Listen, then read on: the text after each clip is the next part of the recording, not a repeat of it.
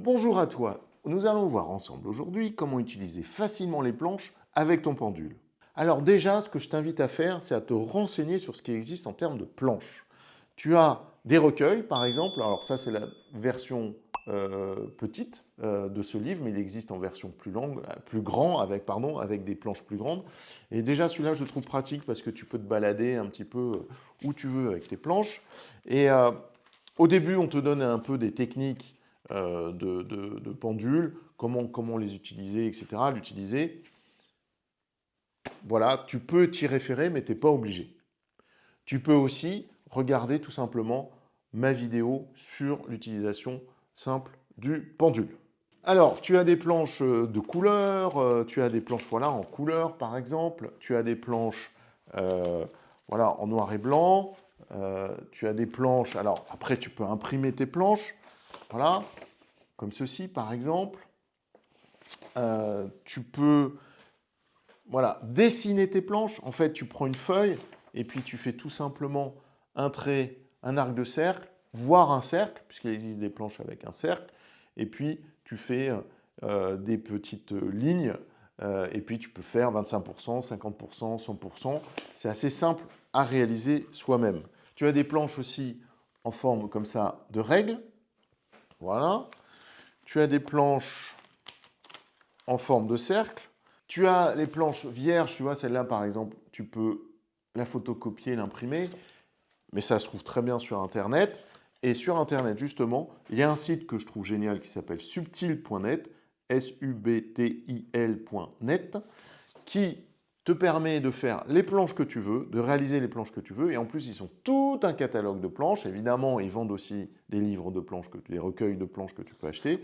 Mais tu vois, ça c'est des planches, une planche qui vient de subtil.net. Tu as des planches aussi en cercle. Voilà, bien-être joie, là par exemple. Voilà, ça c'est une planche que je regarde ce que je fais. Une planche en cercle. Tu as voilà, 10 000 types de planches et c'est vraiment important que toi tu choisisses ta planche, voire que tu crées ta planche qui corresponde aux besoins, à ton besoin du moment. Alors c'est quoi le principe de la planche? Eh bien, tu vas positionner ton pendule au centre ici. Voilà. Lorsque c'est un cercle, c'est au centre du cercle. Et tu vas poser la question. Alors là, c'est une planche vierge, mais tu vas poser la question sur ce que tu veux et voir dans quelle direction va aller ton pendule. Une des planches qu'on aime bien utiliser, c'est la planche biométrique, donc qui va mesurer pardon, ton état énergétique. On parle beaucoup de l'échelle de Bovie, qui est une des planches biométriques qu'on utilise le plus. Et en fait, ce que tu fais pour utiliser une planche, je te donne ça comme exemple, mais évidemment pour toutes les planches, ça fonctionne de la même manière. Tu mets au centre du petit cercle, à la base de ta planche, de ton arc de cercle. Si c'est un cercle, eh c'est très simple, tu vas utiliser le centre de ton cercle pour mettre voilà, ton pendule au centre. Et donc, tu mets ton pendule au-dessus de cette petite sphère qu'il y a à la base de ta planche. Et ensuite, tu vas demander tout simplement, par exemple, quel est ton taux vibratoire. Et ton pendule va bouger et te montrer dans quelle direction il va. Voilà, moi je suis dans... Alors, il faut attendre un petit peu. Il faut être patient parce que ton pendule va prendre une direction et à un moment va s'arrêter. D'accord?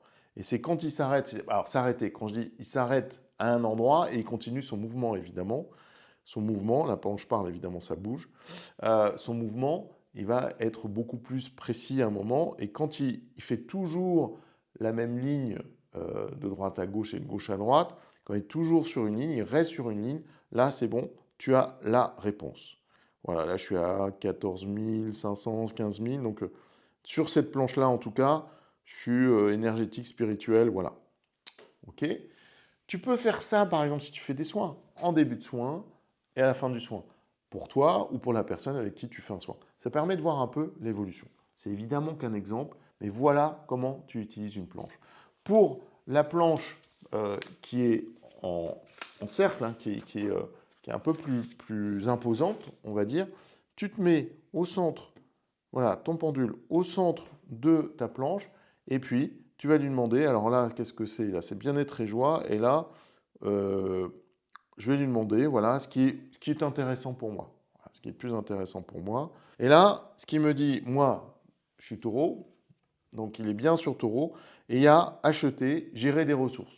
Bon, voilà. Donc j'ai un message sur ce que je dois faire en ce moment, pour aujourd'hui, dans mon état actuel. Je dois acheter et gérer des ressources. Voilà. Évidemment, il y a plein d'autres choses qui sont indiquées. Ce n'est évidemment qu'à titre d'exemple. Pour un soin énergétique, ce qui peut être très intéressant, c'est d'utiliser les planches.